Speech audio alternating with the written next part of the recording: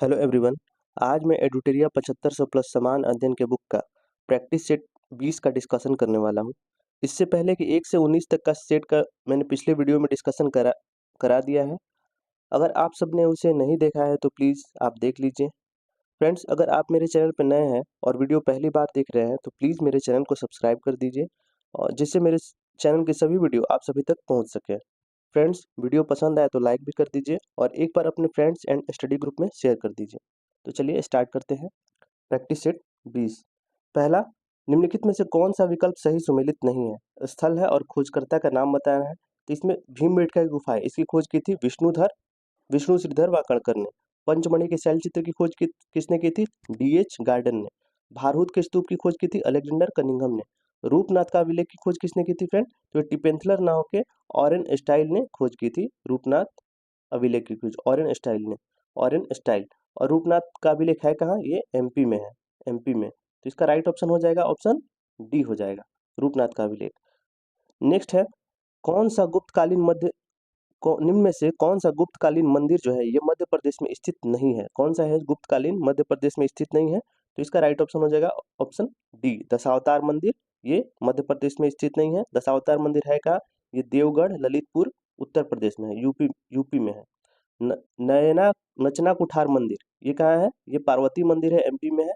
त्रिगुआ का विष्णु मंदिर ये भी एमपी जबलपुर में है। भूमरा का शिव मंदिर ये नगौदा एमपी में है, नगौदा एमपी। तो इसका राइट ऑप्शन हो जाएगा ऑप्शन डी। नेक्स्ट देखेंगे, हड़प्पा संस्कृति के संदर्भ में निम्नलिखित में से कौन सा कथन असत्य है? कौन सा असत्य है बताना है। तो पहले सत्य देख लेंगे। इस काल के लोग चावल का उत्पादन करते थे, सही है। इस काल में शिल्प कला उन्नत थी जिससे मृदभांड को चिकने और चमकीले बनाते थे, ये भी सही है। इस काल में मध्य एशिया से व्यापार करने के लिए उत्तरी अफगानिस्तान में बस्ती स्थापित की गई थी, ये भी सही है। तो इसका गलत कौन सा है? उत्तर हड़प्पा कालीन में अग्नि पूजा की परंपरा चली थी, इसके लिए मंदिरों का निर्माण किया गया था। फ्रेंड, मंदिरों का निर्माण नहीं किया गया था, ये ऑप्शन बी गलत है। तो इसका राइट ऑप्शन हो जाएगा ऑप्शन बी। नेक्स्ट देखेंगे, मध्यकालीन भारत में मनसबदारी प्रथा का खास तौर पर किस लिए शुरू की गई थी? मनसबदारी प्रथा जो है किस लिए शुरू की गई थी? तो ये सैन्य व्यवस्था को प्रभावी बनाने के लिए मनसबदारी प्रथा शुरू की गई थी मध्यकालीन में। ठीक है, मनसबदारी प्रथा की शुरुआत किसने की थी? तो अकबर ने की थी। अकबर ने कब? 1571 में स्टार्ट की थी मनसबदारी व्यवस्था की प्रथा। और सबसे मध्यकालीन भारत में सबसे अधिक मनसबदार किसके काल में थे? तो ये औरंगजेब के काल में थे, औरंगजेब। 11,000 से भी अधिक। नेक्स्ट देखेंगे, मिन्हाज मिन्हाजुद्दीन सिराज ने तबकात नासरी नामक पुस्तक किस सुल्तान को समर्पित की थी? किस सुल्तान को समर्पित की थी?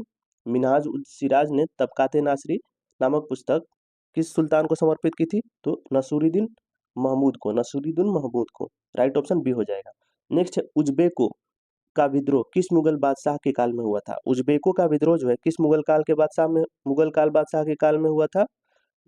उज्बेकों का विद्रोह। तो इसका राइट ऑप्शन हो जाएगा ऑप्शन ए, अकबर। अकबर के काल में हुआ था उज्बेकों का विद्रोह, उज्बेकों का विद्रोह। नेक्स्ट है देखेंगे, ईरानी यात्री मोहम्मद सादिक किस मुगल शासक के समय बिहार में आया था? ईरानी यात्री था मोहम्मद सादिक, ये किस मुगल शासक के दरबार बिहार में आया था? किस मुगल शासक के समय बिहार में आया था? तो ये आया था जहांगीर के समय। ईरानी यात्री मोहम्मद सादिक जहांगीर के समय बिहार में आया था। नेक्स्ट है, निम्नलिखित में से कौन सी घटना का संबंध शोर कमेटी से है? तो ये कामाटागारू, राइट ऑप्शन सी हो जाएगा। कामाटागारू की घटना से संबंधित है शोर कमेटी। नेक्स्ट देखेंगे, नेक्स्ट है, निम्नलिखित में से कौन जो है मुस्लिम लीग के संस्थापक थे? कौन मुस्लिम लीग के संस्थापक थे? तो ये ख्वाजा सलीम उल्लाह खान, ये मुस्लिम लीग के संस्थापक थे। फ्रेंड, मुस्लिम लीग की स्थापना जो है ये हुई थी 1906 में। ठीक है, और इसके अध्यक्ष कौन थे उस टाइम? आगा खां को अध्यक्ष बनाया गया था और ढाका में इसकी स्थापना की गई थी। नेक्स्ट देखेंगे, मुस्लिम लीग द्वारा पाकिस्तान का प्रस्ताव जो है कब पारित किया गया था? कब पारित किया गया था? ये मार्च 1940 में पारित किया गया था। मुस्लिम लीग द्वारा पाकिस्तान का प्रस्ताव मार्च 1940 में पारित किया गया था। नेक्स्ट है, मैंने सरकारी आदेशों की अवहेलना इसलिए नहीं की कि मुझे कानून से नफरत है, बल्कि इसलिए की कि यह मेरी अंतरात्मा की आवाज है। उक्त कथन किससे संबंधित है? तो ये कथन किससे संबंधित है? तो ये महात्मा गांधी से संबंधित है, महात्मा गांधी ने कहा था। राइट ऑप्शन सी हो जाएगा। नेक्स्ट देखेंगे, संविधान के निम्नलिखित अनुच्छेदों पर ध्यान दीजिए और निम्न में से कौन सा मिलान सही है ये बताना है। तो फ्रेंड, अनुच्छेद 72 ये राष्ट्रपति का क्षमा शक्ति से संबंधित है, ठीक सही ऑप्शन है। और अनुच्छेद 143 है, ये सुप्रीम कोर्ट के सलाहकार क्षेत्राधिकार, ये भी सही है। अनुच्छेद 360 जो है वित्तीय आपातकाल से संबंधित प्रावधान, ये भी सही है। और अनुच्छेद 148 से 51 भारत के अटॉर्नी जनरल की शक्तियां और कार्य, ये गलत है फ्रेंड। ठीक है, 48 से 51 भारत के अटॉर्नी जनरल की नहीं बल्कि कैग की होती है, कैग की। और भारत के अटॉर्नी जनरल की शक्तियां किससे है? 76 से 78, 76 एंड 78। तो इसका राइट ऑप्शन हो जाएगा ऑप्शन सी हो जाएगा। 1 2 3 ही सही है, ये गलत है। ठीक है, तो राइट ऑप्शन सी हो जाएगा। नेक्स्ट देखेंगे, निम्नलिखित को सुमेलित कीजिए। चुनाव आयोग, चुनाव आयोग अनुच्छेद 324 हो जाएगा। वित्त आयोग अनुच्छेद 280 हो जाएगा। राष्ट्रीय अनुसूचित जाति आयोग ये 338 हो जाएगा। और नियंत्रक एवं महालेखा परीक्षक ये अनुच्छेद 148 हो जाएगा। तो इसका राइट ऑप्शन कौन सा हो जाएगा? 3214, तो राइट ऑप्शन सी हो जाएगा 3214।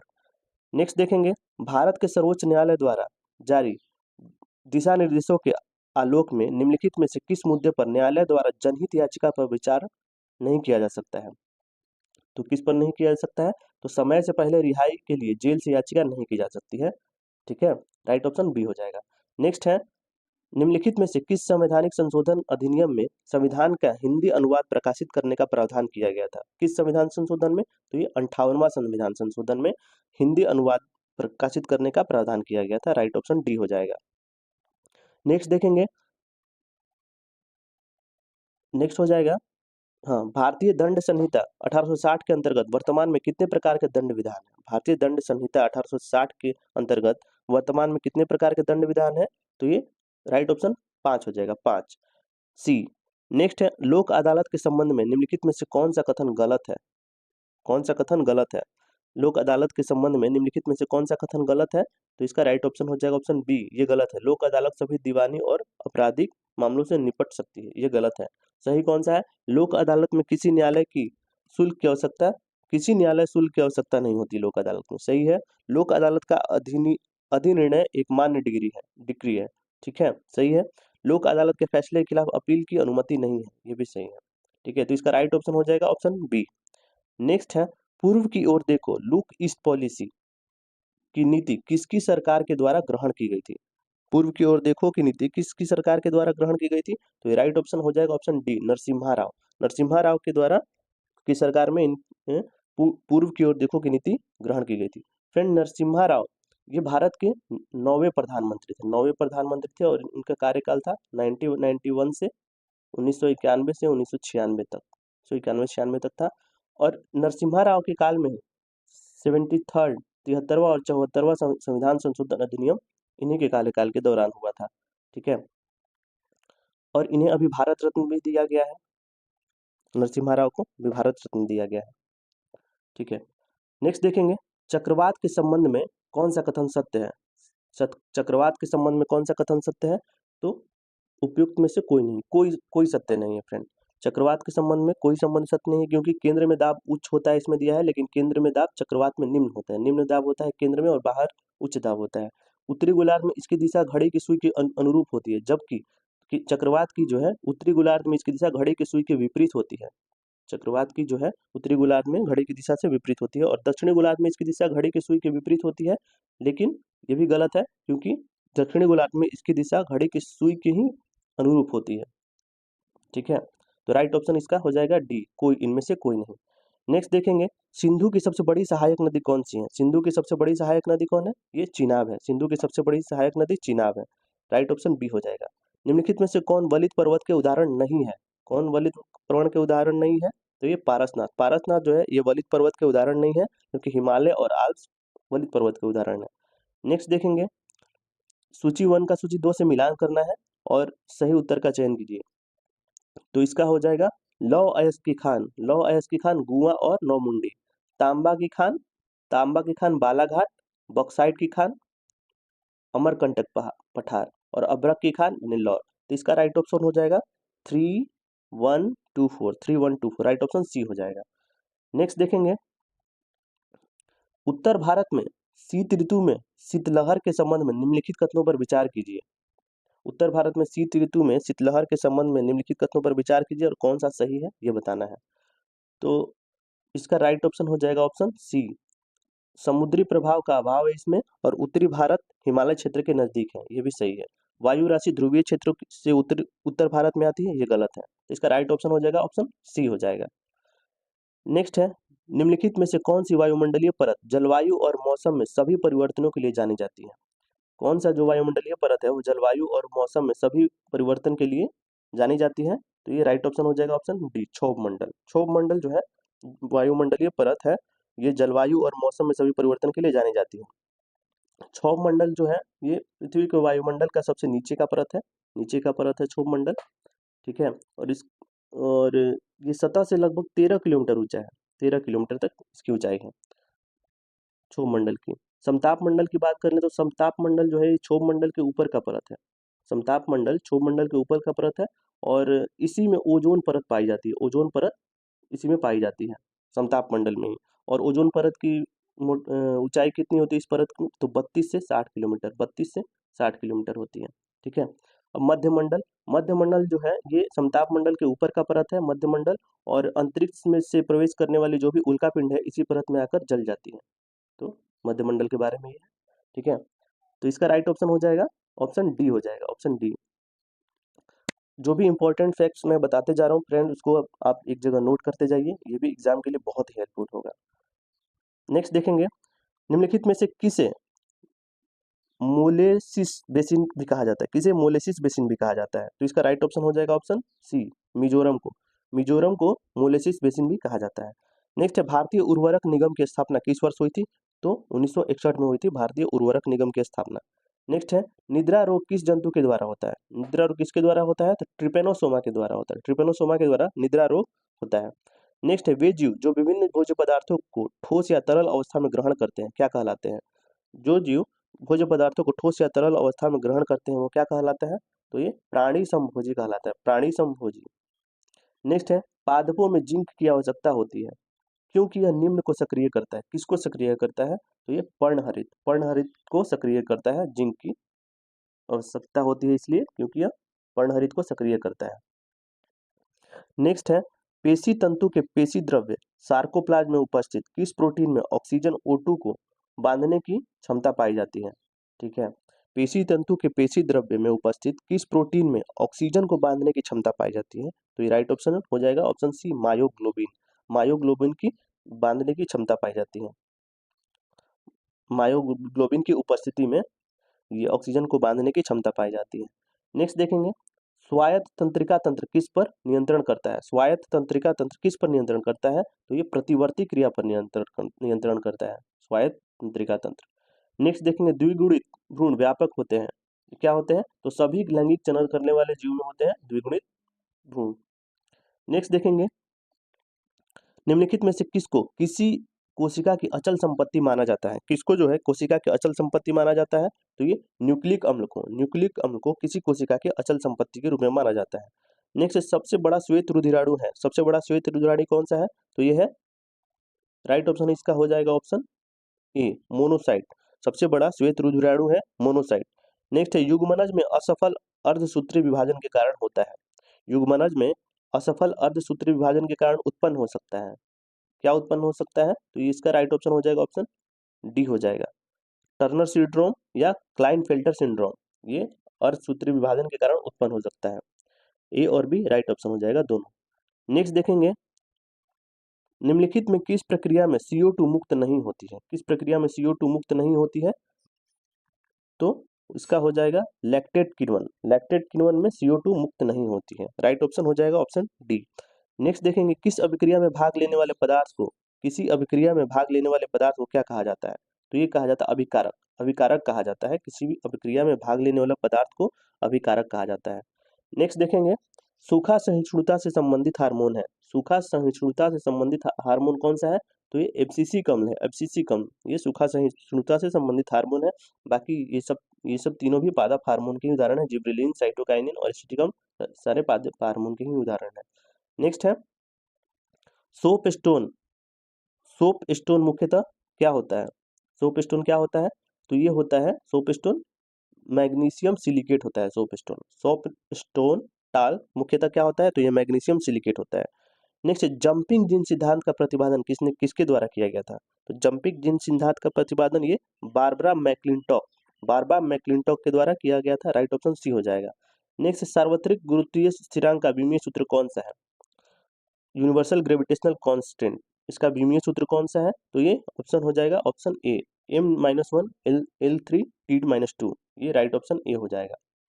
फ्रेंड्स सार्वत्रिक गुरुत्वीय स्थिरांक इसको कैपिटल जी से डिनोट करते हैं और इसकी वैल्यू होती है 6.67 इंटू 10⁻11 पूछा जाता है एग्जाम में, इसको नोट कर लीजिएगा। और होता है न्यूटन मीटर स्क्वायर पर केजी स्क्वायर। इसकी वैल्यू कितनी होती है? 6.67 इंटू 10⁻11 न्यूटन मीटर स्क्वायर पर केजी स्क्वायर। ठीक है, और इसकी खोज किसने की थी फ्रेंड? तो हेनरी कैवेंडिश, ये भी ध्यान में रख लीजिएगा, हेनरी कैवेंडिश ने इसकी खोज की थी कैपिटल जी की। नेक्स्ट देखेंगे पायरेक्स कांच के अधिक सामर्थ्य के लिए निम्न में से क्या मिलाया जाता है? पायरेक्स कांच के अधिक सामर्थ्य के लिए निम्न में से क्या मिलाया जाता है? तो पायरेक्स कांच के सामर्थ्य के लिए क्या मिलाया जाता है? तो राइट ऑप्शन हो जाएगा ऑप्शन डी, बोरेक्स मिलाया जाता है, बोरेक्स। नेक्स्ट देखेंगे निम्नलिखित में से कौन सी डीआरडीओ द्वारा विकसित एक मल्टी बैरल रॉकेट सिस्टम है?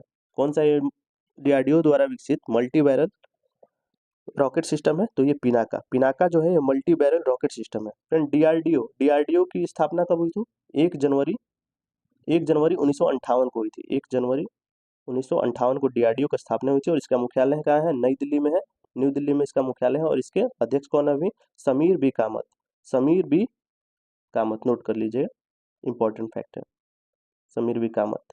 नेक्स्ट देखेंगे भारत में अंतर्राष्ट्रीय सुनामी चेतावनी प्रणाली को कब अपनाया गया था? भारत में अंतर्राष्ट्रीय सुनामी चेतावनी को कब अपनाया गया था? तो इसका राइट ऑप्शन हो जाएगा ऑप्शन बी, 2006 में अपनाया गया था। नेक्स्ट पुरानी जलोढ़ मृदा का विस्तार निम्न में से कहाँ होता है? पुरानी जलोढ़ मृदा का विस्तार निम्न में से कहाँ पे है? तो ये हरियाणा एवं पंजाब में है, हरियाणा एवं पंजाब में। नेक्स्ट जुड़वा घाटा किसे कहा जाता है? जुड़वा घाटा किसे कहा जाता है? तो ये राजकोषीय घाटा एवं चालू खाता घाटा को ये जुड़वा घाटा कहा जाता है। राजकोषीय घाटा एवं चालू खाता घाटा को जुड़वा घाटा कहा जाता है। नेक्स्ट देखेंगे आर्थिक समीक्षा रिपोर्ट वित्त मंत्रालय के किस विभाग द्वारा जारी किया जाता है? आर्थिक समीक्षा जो है ये रिपोर्ट वित्त मंत्रालय के किस विभाग द्वारा जारी किया जाता है? तो ये आर्थिक कार्य विभाग के द्वारा जारी किया जाता है। राइट ऑप्शन सी हो जाएगा, आर्थिक कार्य विभाग। फ्रेंड आर्थिक समीक्षा जो होता है ये बजट के एक दिन पहले इसको वो किया जाता है, लागू किया जाता है, प्रस्तावित किया जाता है या पेश किया जाता है। नेक्स्ट देखेंगे राष्ट्रीय बीज नीति 2002 किसकी अनुशंसा पर लागू की गई थी? बीज नीति जो है ये किसकी अनुशंसा पर लागू की गई थी? तो इसका हो जाएगा ऑप्शन बी, एमजी राव की अनुशंसा पर लागू की गई थी। Friend MS. स्वामीनाथन, इनको भारत में हरित क्रांति का जनक कहा जाता है। एम.एस. स्वामीनाथन को भारत में हरित क्रांति का जनक कहा जाता है। और पूरे वर्ल्ड में, पूरे विश्व में हरित क्रांति का जनक कौन हो जाएगा? तो नॉर्मन ई बोरलॉग होता है। नेक्स्ट देखेंगे निम्नलिखित में से कौन सा एक सही सुमेलित नहीं है? कौन सही सुमेलित नहीं है? तो वो आर्थिक सहयोग और संगठन OECD, इसका मुख्यालय पेरिस में है, सही है। व्यापार एवं विकास पर संयुक्त राष्ट्र सम्मेलन अंकटाड, इसका मुख्यालय कहाँ है? जेनेवा, ये भी सही है। अंतर्राष्ट्रीय मुद्रा कोष IMF वाशिंगटन DC, इसका भी मुख्यालय सही है। और विश्व आर्थिक मंच न्यूयॉर्क, ये गलत है फ्रेंड, ये गलत है क्योंकि विश्व आर्थिक मंच का मुख्यालय जो है जिनेवा स्विट्जरलैंड में, कोलोगनी जिनेवा स्विट्जरलैंड में। तो राइट ऑप्शन इसका हो जाएगा ऑप्शन सी, ये सुमेलित नहीं है। नेक्स्ट देखेंगे जूस मिशन का संबंध किससे है? जूस मिशन का संबंध किससे है? तो ये यूरोपीय अंतरिक्ष एजेंसी से संबंधित है juice mission. NASA friend USA का स्पेस मिशन है और इसरो जो है भारत का है, इंडिया का। और जाक्सा जो है जापान का स्पेस मिशन है। ठीक है, तो जूस मिशन जो है इसका संबंध किससे है? यूरोपियन अंतरिक्ष एजेंसी से है। फ्रेंड आज का सेशन यहीं पे समाप्त होता है। फ्रेंड्स अगर आपको मेरी वीडियो सीरीज अच्छी लग रही हो तो प्लीज़ मेरे वीडियो को लाइक कर दीजिए और एक बार अपने फ्रेंड सर्किल या स्टडी ग्रुप में भी शेयर कर दीजिए। धन्यवाद।